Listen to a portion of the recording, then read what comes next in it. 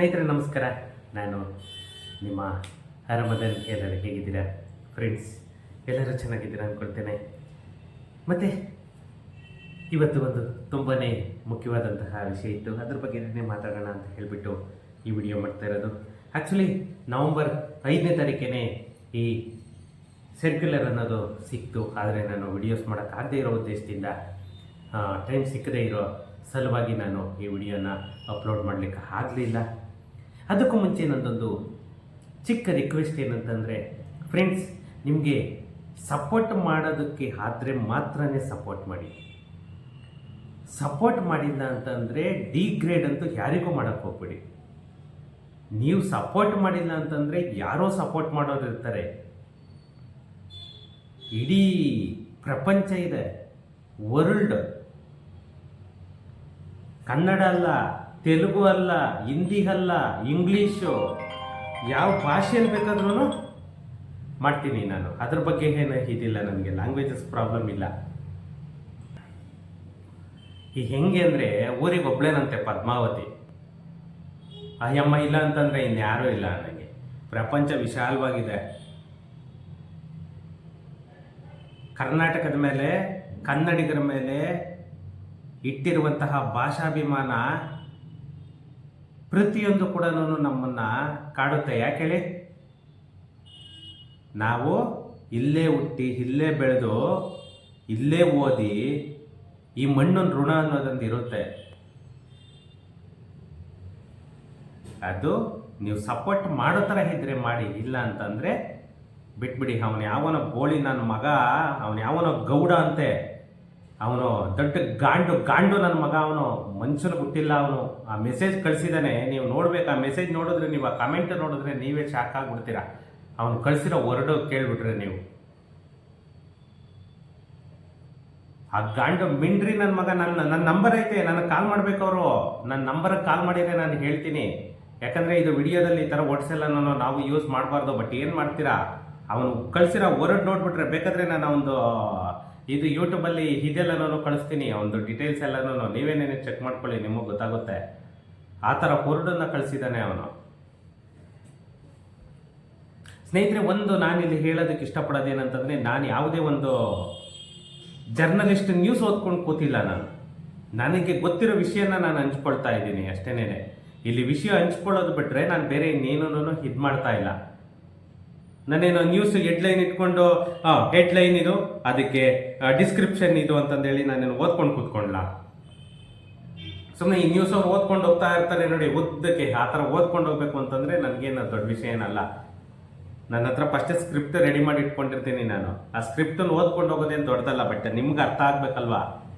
ಅದರಿಂದ ಯಾವ್ಯಾವ ಥರ ಬ್ಯಾಡ್ ವರ್ಡ್ಸುಗಳನ್ನ ಕಮೆಂಟಲ್ಲಿ ಕಳಿಸ್ತಾರೆ ಅಂತಂದರೆ, ನಿಜವಾಗೂ ಅವನು ಅವ್ರ ಅಪ್ಪನಿಗೆ ಹುಟ್ಟಿರಲ್ಲ. ಅವ್ರ ಅಪ್ಪನಿಗೆ ಹುಟ್ಟಿದ್ರೆ ನನಗೆ ಕಾಲ್ ಮಾಡಿರೋನು, ನೀನು ಈ ಥರ ಮಾತಾಡ್ತಾ ಇದೆಯಾ, ಈ ಥರ ಇದು ಮಾಡ್ತಾ ಇದೆಯಾ, ನೀನು ಮಾಡ್ತಾ ಇರೋದು ಈ ಥರ ತಪ್ಪು ಅಂತ ಹೇಳಬೇಕು. ಅದನ್ನು ನಾನು ಸರಿಪಡಿಸ್ಕೊಳ್ತೇನೆ. ಯಾಕಂದರೆ ನಾನೇನು ಪ್ರಚಂಡ ಅಲ್ಲ ಈ ವಿಷಯದಲ್ಲಿ. ನಾನು 20 ವರ್ಷದಿಂದ ಕಲಿತಾನೇ ಇದ್ದೀನಿ, ಇನ್ನೂ ಕಲಿತಾನೇ ಇದ್ದೀನಿ. ಫ್ರೆಂಡ್ಸ್, ಇರಲಿ, ಇವ್ರ ಬಗ್ಗೆ ಎಲ್ಲ ನಾನು ಮಾತಾಡ್ತಾ ಇದ್ರೆ, ಇದು ಮಾತಾಡಿರೋದಕ್ಕೂ ಕೂಡ ನೋಡಿ ಕಮೆಂಟ್ ಮಾಡ್ತಾರೆ. ವಿಷಯ ಹೇಳೋದ್ಬಿಟ್ಟು ನೀವೇನೇನೋ ಮಾತಾಡ್ತೀರಾ ವಿಡಿಯೋದಲ್ಲಿ ಅಂತ ಹೇಳಿಬಿಟ್ಟು. ಅವ್ರು ಏನಾದರೂ ಅನಿಸ್ಕೊಂಡು ಮಾಡಲಿಕ್ಕೆ ನಾನೇನು ಅವ್ರ ಮನೆ ಸರ್ವೆಂಟಾ ಇಟ್ಕೊಂಡಿದ್ದಾರೆ ನಾನೇನಾದರೂ ಆ ದುಡ್ಡಿಗೆ?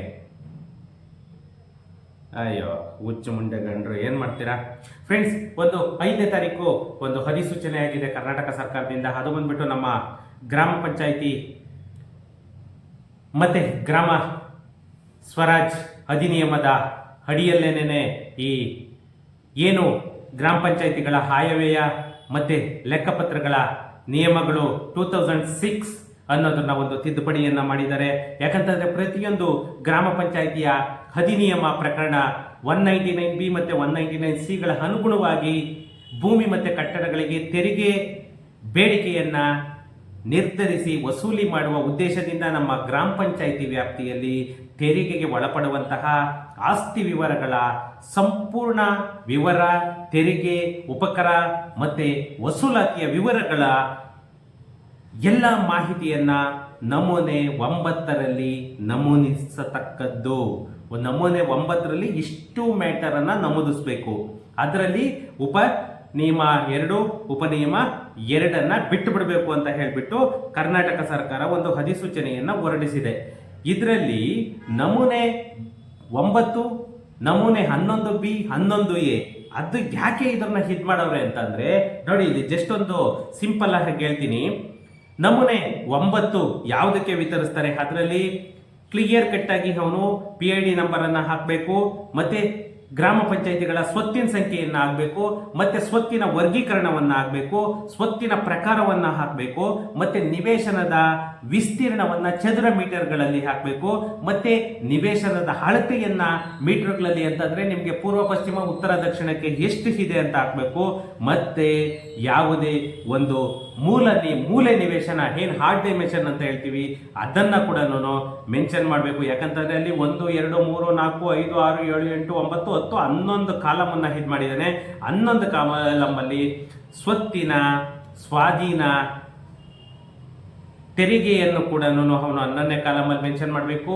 10ನೇ ಕಾಲಮಲ್ಲಿ ಸರ್ವೆ ನಂಬರ್ ಅನ್ನ ಮೆನ್ಷನ್ ಮಾಡಬೇಕು. ಈ ತರ ಒಂದೊಂದಕ್ಕೂ ಸುಮಾರು ಈ ನಮೂನೆ 9ರಲ್ಲಿ ಸ್ವಾಧೀನತೆಗೆ ಪೂರಕವಾದ ದಾಖಲೆಗಳೇನು ಬಂದಿದೆ, ಮ್ಯೂಟೇಷನ್ ಸಂಖ್ಯೆ ಮತ್ತೆ ದಿನಾಂಕ, ಮತ್ತೆ ಸ್ವತ್ತಿನ ಭಾವಚಿತ್ರ, ಮತ್ತೆ ಹಕ್ಕುಗಳು ಮತ್ತೆ ಋಣಗಳು, ಏನು EC ಇದು ಅಂತ ಹೇಳ್ತೀವಿ, ಆ ECಯಲ್ಲಿರುವಂತಹ ಋಣಗಳು, ಸ್ವತ್ತಿನ ವಿಳಾಸ ಅಡ್ರೆಸ್ಸು, ಮತ್ತೆ ಮಹಡಿ ಏನಾದರೂ ಬಿಲ್ಡಿಂಗ್ ಅಂತ ಇತ್ತು ಅಂತಂದ್ರೆ ಎಷ್ಟು ಮಹಡಿ, ಅದರಲ್ಲಿ ಎಷ್ಟು ಫ್ಲೋರ್ಸ್ ಇದೆ ಅನ್ನೋದು, ಕಟ್ಟಡದ ಚದುರ ಮೀಟರ್ಗಳಲ್ಲಿ ಎಷ್ಟು ವಿಸ್ತೀರ್ಣ ಇದೆ ಅನ್ನೋದು, ಮತ್ತೆ ಭಜಿತ ನಿವೇಶನದ ಅಳತೆ, ಮತ್ತೆ ಏನದು ಸೂಪರ್ ಬಿಲ್ಟಪ್ ಏರಿಯಾ ಅಂತ ಏನ್ ಹೇಳ್ತೀವಿ ಅದು, ಮತ್ತೆ ಸ್ವಂತನ ಅಥವಾ ಬಾಡಿಗೆನ, ಈ ತರ ಪ್ರತಿಯೊಂದು ಡೀಟೇಲ್ಸ್ ಅನ್ನು ಕೂಡ ನಮೂನೆ 9ರಲ್ಲಿ ಹಾಕಬೇಕು. ಯಾಕಂತಂದ್ರೆ ನಮೂನೆ 9ರಲ್ಲಿ ಸುಮಾರು 67 ಕಾಲಮ್ಗಳನ್ನ ಇದು ಮಾಡಿದರೆ ಅಷ್ಟು ಕೂಡ ನಮೂನೆ 9ರಲ್ಲಿ ಫಿಲ್ ಅನ್ನ ಮಾಡಬೇಕು. ಈ ನಮೂನೆ 9, ನಮೂನೆ 11, ನಮೂನೆ 11A ಮತ್ತೆ 11B ಅನ್ನ ಸೃಜಿಸಲು ಡಾಟಾ ಬೇಸ್ ಆಗಿರುವಂಥದ್ದೇ ನಮೂನೆ 9 ವಿತರಿಸತಕ್ಕದ್ದಲ್ಲ. ಯಾಕಂತಂದ್ರೆ ನಮೂನೆ 9, 11A, 11B ಯಾವುದೇ ಒಂದು ಖಾತಾ ಇದು ಮಾಡಬೇಕು ಅಂತಂದ್ರೆ ಅದೊಂದು ಡಾಟಾ ಬೇಸ್ ಅಂತಲೇ ನಾವು ತಿಳ್ಕೋಬೇಕು. ನಮೂನೆ 9 ಯಾರಿಗೂ ಕೂಡ ಕೊಡುವಂತಿಲ್ಲ. ಇನ್ನ ಏನಿದ್ರು ಕೂಡ ಜಸ್ಟ್ ಅದನ್ನ ತಗೊಳ್ಳೋದು ಬಂದ್ಬಿಟ್ಟು ಡಾಟಾ ಬೇಸ್ ವಿತರಣೆಗೋಸ್ಕರ 9 ನಮೂನೆಯನ್ನ ತಗೊಳ್ಬೇಕು. 11B ಮತ್ತೆ 11A ಮಾತ್ರನೇ ನಾವು ಕೊಡಬೇಕು. ಅದರಲ್ಲಿ ಏನು 9A ಅನ್ನೋದು ಇಲ್ಲ, ಅದನ್ನ ಬಿಟ್ಟು ಬಿಡಬೇಕು ಅಂತ ಹೇಳ್ಬಿಟ್ಟು ಕರ್ನಾಟಕ ಸರ್ಕಾರ ಒಂದು ಅಧಿಸೂಚನೆಯನ್ನು ಕೂಡ ಹೊರಡಿಸಿದೆ.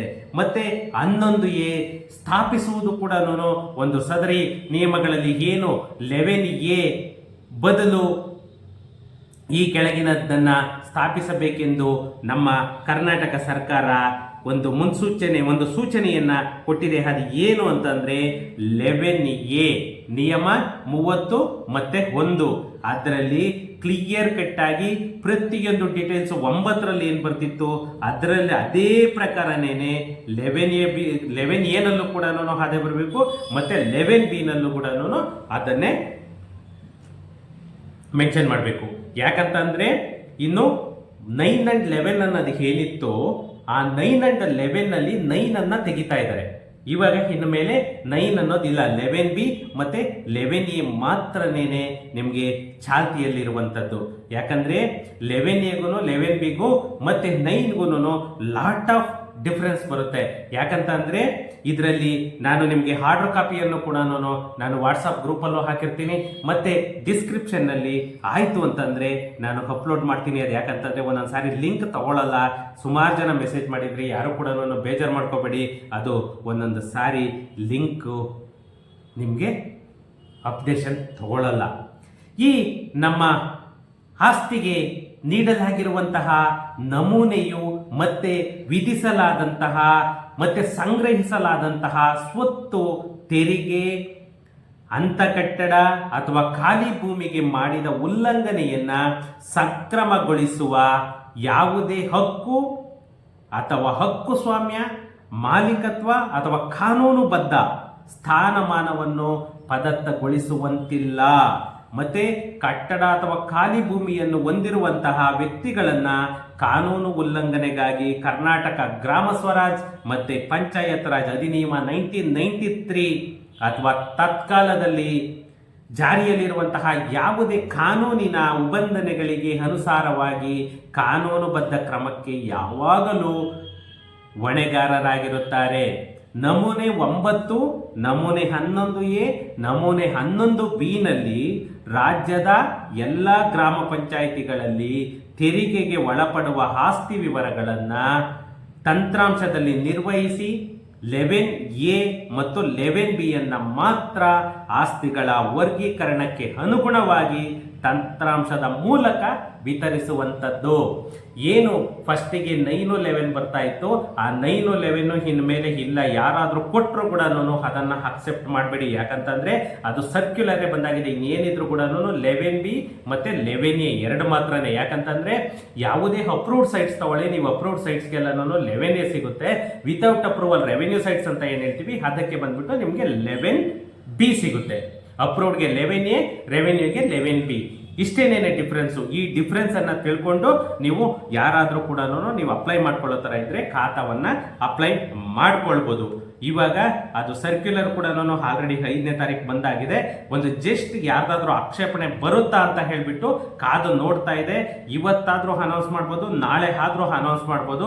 ಯಾಕಂತಂದ್ರೆ ನಮಗೆ ಯಾವುದೇ ಇಲ್ಲಿ ಟೈಮ್ ಲಿಮಿಟ್ ಅನ್ನೋದು ಕೂಡ ಇಲ್ಲ. ಆಲ್ರೆಡಿ ಸಾಫ್ಟ್ವೇರ್ ಅಲ್ಲಿ ಸುಮಾರು ಡಾಟಾ ಅಪ್ಡೇಷನ್ ಎಲ್ಲ ಜಿಲ್ಲೆಗಳಲ್ಲೂ ಕೂಡ ನಡೀತಾ ಇದೆ.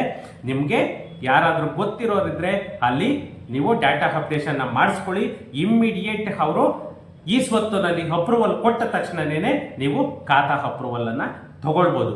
ಆವಾಗ ನಿಮಗೆ ವಿತ್ ಡಿಜಿಟಲೈಸ್ಡ್ 11B ನಿಮ್ಮ ಕೈಗೆ ಸಿಗುತ್ತೆ. ಇನ್ನು ಮೇಲೆ ಯಾವುದೇ ಒಬ್ಬ ವ್ಯಕ್ತಿ ನಮೂನೆ 9 ಮತ್ತೆ ನಮೂನೆ 11 ಕೊಡ್ತೀವಿ ಅಂದ್ರೆ ಯಾರು ಕೂಡ ಒಪ್ಕೋಬೇಡಿ. ಯಾಕಂದ್ರೆ ಅದು ಚಾಲ್ತಿಯಲ್ಲಿಲ್ಲ, ಅದನ್ನ ಪೂರ್ತಿ ಕ್ಲೋಸ್ ಮಾಡಾಗಿದೆ. ಇವಾಗ ಬಂದ್ಬಿಟ್ಟು ಈ ಖಾತಾ ಅಂತ ಏನ್ ಹೇಳ್ತೀವಿ ಅದು ಬಂದ್ಬಿಟ್ಟು 11B ಮತ್ತೆ 11A ಇವೆರಡು ಮಾತ್ರನೇ ಇವತ್ತಿಗೆ ಜಾರಿಯಲ್ಲಿರುವಂಥದ್ದು. ಯಾರೇ ಯಾವುದೇ ನಿಮ್ಮ ಖಾತಾ ಕೊಟ್ಟರು ಕೂಡ ಅದನ್ನ ತಗೊಳಕ್ ಹೋಗ್ಬಿಡಿ. ಮ್ಯಾನುವಲ್ ಆಗ್ಬೋದು ಅಥವಾ ಕ್ರಿಯೇಟಿಂಗ್ ಆಗ್ಬೋದು. ಓನ್ಲಿ 11B ಮಾತ್ರನೇ ವಿತ್ PID ನಂಬರ್ ಚೆಕ್ ಮಾಡಿಕೊಂಡು ನೀವು ಖಾತಾ ತಗೊಳ್ಳಿ. 11A ಬಂದ್ಬಿಟ್ಟು ನಿಮಗೆ ಅಪ್ರೂವ್ಡ್ ಸೈಟ್ಸ್ ಏನು ಕೊಡ್ತಾರೆ ಅದನ್ನು ಕೂಡ ನೀವು PID ನಂಬರ್ ಹಾಕ್ಬಿಟ್ಟು ಚೆಕ್ ಮಾಡಿಕೊಂಡು ನೀವು ಖಾತಾವನ್ನ ತಗೊಳ್ಳಿ. ಯಾರ್ಯಾರಿಗಾದ್ರೂ ಬೇಕಂತ ಅಂದ್ರೆ ನನ್ನ ನಂಬರಿಗೆ ಕಾಂಟ್ಯಾಕ್ಟ್ ಮಾಡಿ. ಬೇಕಾದ್ರೆ ನಾನು ಕೂಡ ನಿಮಗೆ ಖಾತಾ ಮಾಡಿ ಕೊಡ್ತೇನೆ. ಅಫಿಷಿಯಲ್ ಆಗಿ ಸಾಫ್ಟ್ವೇರ್ ಅಲ್ಲಿ ಇನ್ನೂ ಅದು ಪ್ರಿಂಟ್ ಅನ್ನೋದು ಇದಾಗ್ತಲ್ಲ. ಯಾಕಂದ್ರೆ ಟ್ಯಾಕ್ಸೇಷನ್ ಬರಬೇಕು. ಜಸ್ಟ್ ಇವಾಗ ಡಾಕ್ಯುಮೆಂಟ್ ಅಪ್ಲೋಡ್ ಮಾತ್ರನೇ ತಗೊಳ್ತಾ ಇರೋದು. ಇವಾಗ ಅಪ್ಲೋಡ್ ಮಾಡಿಟ್ರೆ ಇಮ್ಮಿಡಿಯೇಟ್ ಸಾಫ್ಟ್ವೇರ್ ಅಲ್ಲಿ ರಿಲೀಸ್ ಆಗ್ತಿದ್ದಾಗೇನೆ ನಿಮ್ಮ ಖಾತಾ ಪ್ರಿಂಟ್ಸ್ ನಾವು ಫೆಸಿಲಿಟಿಯನ್ನ ಕೊಡ್ತೀವಿ. ಇಲ್ಲಿ BBMP ಲಿಮಿಟ್ ಅಲ್ಲಿ ಯಾರಿಗಾದ್ರೂ ಬೇಕಾದ್ರೆ ಹೇಳಿ, ಮ್ಯಾಕ್ಸಿಮಮ್ 2 to 3 days ಅಲ್ಲಿ ಖಾತಾವನ್ನ ಮಾಡಿಕೊಡ್ತೀವಿ. Okay, maximum 1 week BBMP limit ಅಲ್ಲಾದ್ರೆ. ಓಕೆ ಫ್ರೆಂಡ್ಸ್, ಸಿಗೋಣ ನೆಕ್ಸ್ಟ್ ವಿಡಿಯೋದಲ್ಲಿ. Thank you.